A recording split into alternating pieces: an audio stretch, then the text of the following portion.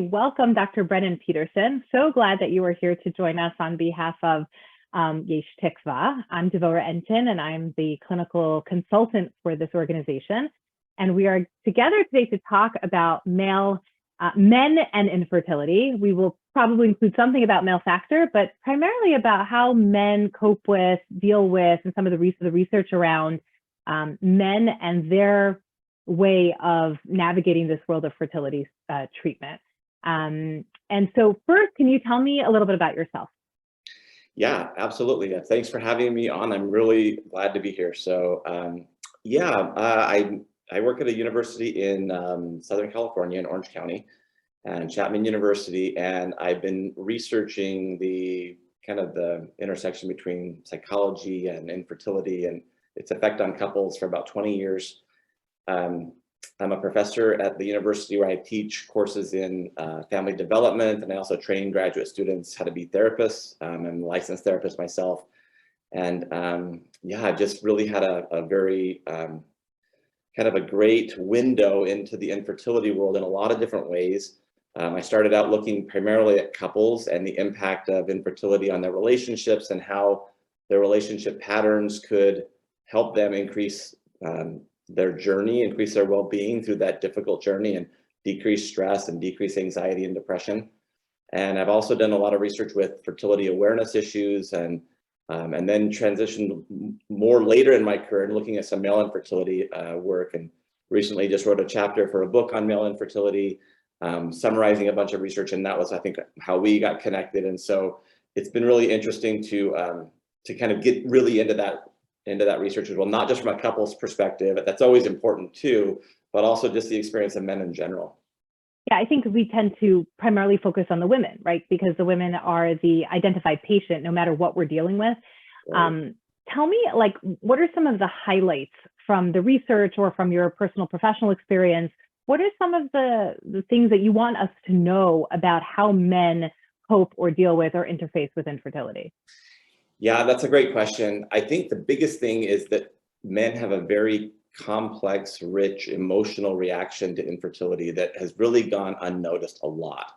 I remember when I started studying infertility and writing about it, it was focused on women, and the writings would be, well, it's stressful for men, but not that stressful. And women can feel depression, but men really don't get depressed about it. They just kind of go on. And some of that is just a lot of the way that men cope with infertility. And it's common in a lot of mental health research to see men underreport anyhow, right? Kind of a little bit of a facade kind of behind a wall. So the fact that we've been able to start to really get a sense of that complex emotional reaction, what's happening for men, has been really rich in terms of understanding just how complicated it is, right? Just how deep it is. The yearning for fatherhood, the desires and the grief they feel about the potential loss, some of the brokenness that men feel, some of the shame that they experience. They experience depression related to these losses. And they oftentimes don't have as good of support networks as women do. And so they tend to cope a lot in isolation. And even coping with a support network is still challenging, right? But they don't have that oftentimes too. And so I think all this is happening. There's new ways we're starting to see it come out about what they're experiencing. But to me, I think that's the biggest point. What is it about the shame? I can understand or imagine when a woman is struggling with her body not doing what it's supposed to do, right? Either because of known issues within her body or because of unexplained infertility. But what is it about the shame piece that a man might be holding, maybe either similarly or differently than a woman? Yeah. So much of it is these cultural scripts about masculinity. And so masculinity is, traditionally defined as strength, stoicism, just kind of not letting things affect you, not reaching out for help, being able to manage on your own. And I think infertility undermines all of that. And it's just so challenging. And so there's also this sense of a brokenness, right? There's something wrong with me, particularly if it's male factor infertility. I can't give my partner what she really desires. She really wants a child, and I'm failing in that area. And one of the things we've really learned from the research is that men feel an incredible amount of pressure in their role to provide and protect a partner. And so if they're failing in that role to protect her from pain when they're the cause of it, it's this really kind of difficult situation that they can't find a way out. It's like an unwinnable situation for them. They're like, my wife is in pain, my partner's in pain, she's, you know, she wants a child so badly, and I haven't been able to do it. And she's searching for me to help support her in her pain, but I'm the cause. And so it's very confusing. And then I think at a general level in society, there's just a lot of shame with male infertility, where in many cultures, virility is associated with masculinity, right? Like just, and it's a crazy idea, but that's just what's been there. To father a child, you know, means that you're somehow virile and a true man. So there's this undercurrent of shame that goes in secrecy, where you don't see a lot of people talking about male infertility, so to speak. A lot of men, a lot of, like, say, prominent men, they don't talk about their infertility.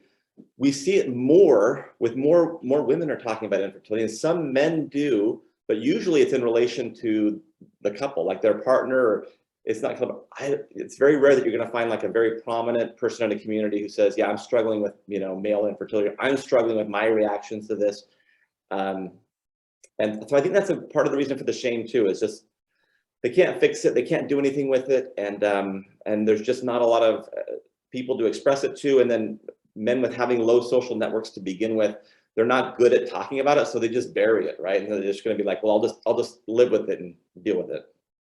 Tell me a little bit more about those social networks. So how do you define a social network, and explain to me a little bit of the difference between women and their social network and men and their whatever they have, if it isn't a good one, social network? Yeah. I think social support typically is defined as when we have a need or an emotional need, there are people that we can reach out to and who will support us in the time of need. And so if you have really close friends who you are going through a struggle and you can reach out to, that, you know, that's a protective factor against stress. And so men typically do have friends, but in my experience, at least, men have less close friends that they really can talk to about you know, confiding in them. And I think part of that's socialization. Like, I think that we've looked at patterns where, you know, women tend to communicate more with close friends at an early age. Like even teenage boys, right? Like they're not really communicating at a deep level about what's really going on. They're just kind of, you know, ribbing each other and just kind of dealing with some of the stresses that they go through. Maybe they have someone to talk to, but a lot of times it's just like, you just buck it up and deal with it, right? So at some level, there's not a lot of, you know, these embedded networks of friendships. And what's really been interesting is that men are finding some of that online now, where there's like online support groups for men that they're seeking out. And the anonymity of the internet is really helping, because some of the research has also showed that men, they're less comfortable with, say, face-to-face interactions. They don't really want to go to like a group where everyone sits, you know, 6 people sit down and talk about male infertility. They are really even reluctant to go to those physician appointments and talk about it. So, but if they can get behind a computer and they can kind of have a little bit of control over how they respond or who they talk to, there was this really interesting study done where they looked at the support-seeking behaviors of men, and they found that there was 3 different levels. There was requesting support, and then there was offering support, and then receiving support. So men were likely to, you know, request it. They'd say like, oh, you know, this is my first time in this forum, but I'm really stressed about this. And then men were very likely to offer it, much more surprisingly than people thought. Like they would give a lot of good emotional support, like, hey, I've been there as well. It's really tough. It's going to get better, or really empathizing with their perspective online. And then the one that was the third point, the receiving support, is one that I think that goes unlooked at a lot, and it's for men and women too. So many times we're good at offering and even getting support, but like really receiving it is another level of challenge. Many times people just aren't likely to take it in, right? They kind of sometimes push it away. And I think men, that's very common. Like I've seen that in my clinical practice, where their wife will offer them some kind of support and they'll say like, I don't know what to do with that. Almost like you have to do something with it. And it's almost as if like, well, what about if you just received it? Like you just received the support, you allowed yourself to take it in. But that again challenges those dominant masculine scripts of men just typically don't allow themselves to be helped. So it's a shift, right? They really have to change the way they define themselves in a sense. And I think that's what this whole journey is about. Like men have to redefine their own identities throughout this whole thing.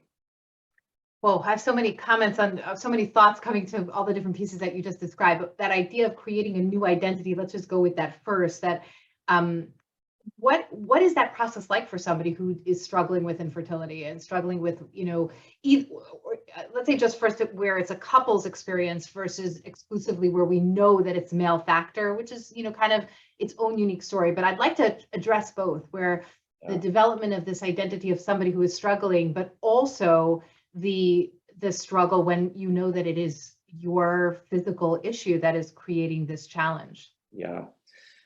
It's a great question. I think the first step is going to be awareness for people, right? They have to stop and look at the beliefs that have gone unassumed or just unacknowledged for a long time, right? Like they may have to look at their beliefs about potential parenthood and what it would mean to them to be a father and what it means to them to be a partner and to support their partner during times of stress. What it means when friends and family seem to be moving on in their lives, and the religious community is kind of celebrating all these other couples who are having children and they aren't. Like, what does that say about their role in that community and their faith? And so there's so many elements to their identity that just get kind of like, they have to get examined, right, pretty closely. So I think the process is the awareness of like bringing it up and saying like, and looking at some of those thoughts and beliefs. And part of the process is going to be like challenging some of those thoughts. And it might be that, that someone says like, if parenthood is, I have to be a parent no matter what to be a good person. And I don't want to say that that's not a great thing to desire, but if it's so rigid that you have to be that, and biologically you and your partner can't do that, there needs to be a revision of that, right? To be like, you can find value in other areas of your life, and it may not be this area. So part of it is the awareness, the looking at the thoughts and things that have shaped it. And then the other part of that's going to be grief. And it's going to be like a process of moving through and letting go of these deeply held assumptions and beliefs. That's very challenging, right? That is a very tough process for people to really let go of some of these things and alter them. But if people get through that, then it leads to kind of acceptance, which is, I think, the place that people want to end up to. But that's a tough journey, right? You can't just say like, oh, I'll accept it. I'll particularly accept it that I'm infertile if it means that we can have less stress and we can have a child eventually. It's got to be this idea that I'm redefining the sense of who I am and who my partner is and what our lives may look like.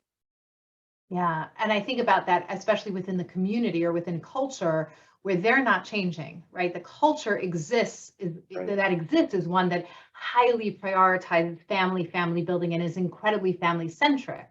So especially within the Jewish culture, that and especially within the more religious of the Jewish communities, it's everything is family. We have similar challenges with people who are single and unmarried. It's like, where do I belong in a community that is so deeply kind of centered around creation of those family systems? Right. What I'm wondering, a lot of what you just expressed felt like it would be the kind of thing that I could do in a therapeutic environment, right? Like if I was in therapy, I would be working on that identity shift.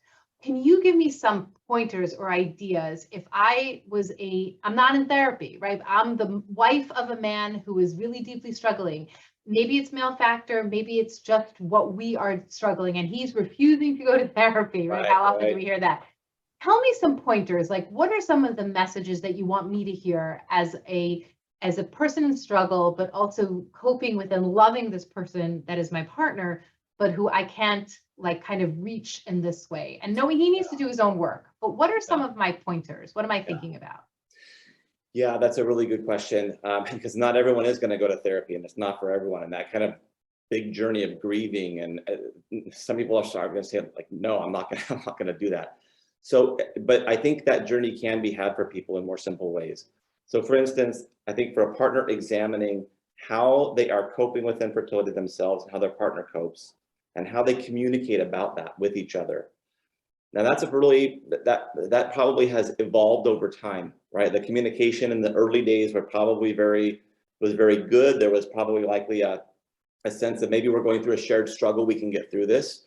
But over time, that tends to break down if the treatments are failing, and if people are feeling stuck, and kind of individual coping patterns become more divisive. It's not a great word, but they push people apart in a way. So I would say starting to connect with small bridges about, look, I know that you're coping in your own way. I'm going through this as well. How can I help talk to you about this? Or how can we at least have some kind of conversations about this? The partner may be like, I don't want to ever talk about it. That's difficult, because that's kind of a non-starter in a way, because there's so much happening emotionally that people do need to talk about it. But I think just a very gentle first step would be connecting at a very relational level about, look, you're important to me. You're my partner in this. I can see that you're struggling. I know that we handle it differently. Is there a way that we can, that I could support you in a better way?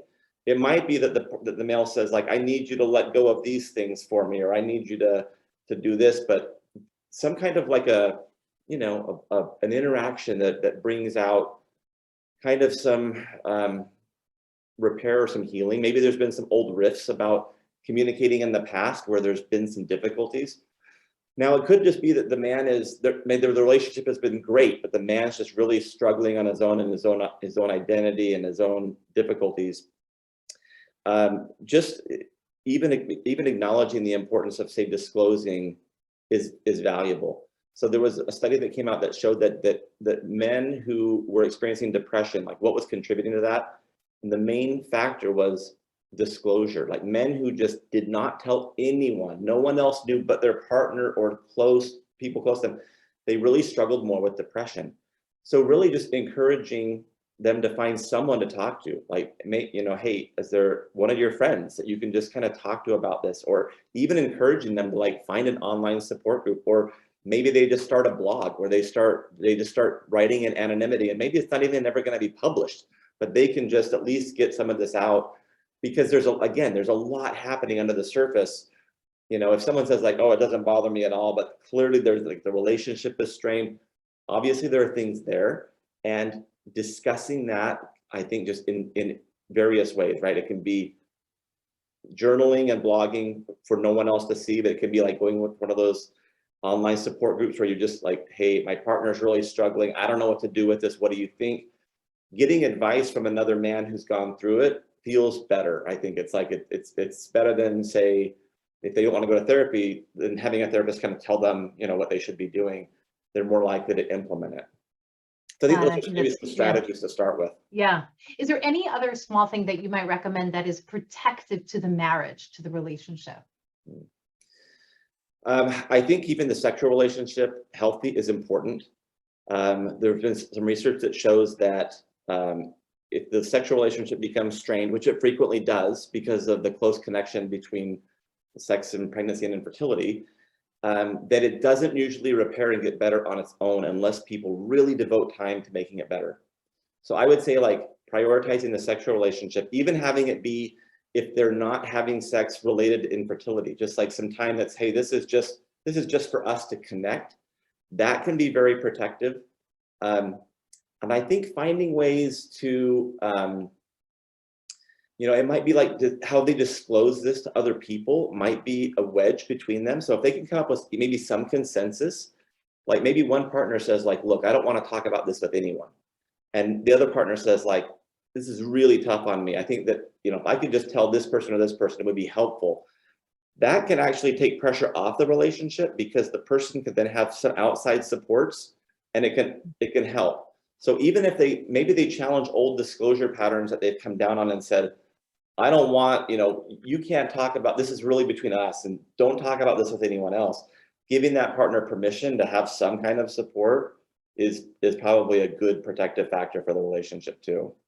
I love that. I absolutely love that. And I've seen it actually present itself in therapy where actually sometimes the partner will say, please don't even tell the therapist what is honestly happening medically. And it's so painful to see. Usually it's her struggling with not being able to disclose in the most intimate of spaces in that therapeutic room, to not be able to disclose properly. So fascinating. I have one other question for you. You mentioned that concept. I'm going back to a minute towards the social support question. It struck a chord with me in the idea of how our social networks are newly created, or like kind of, I would say almost like being created differently now over time when we're dealing with things like social media.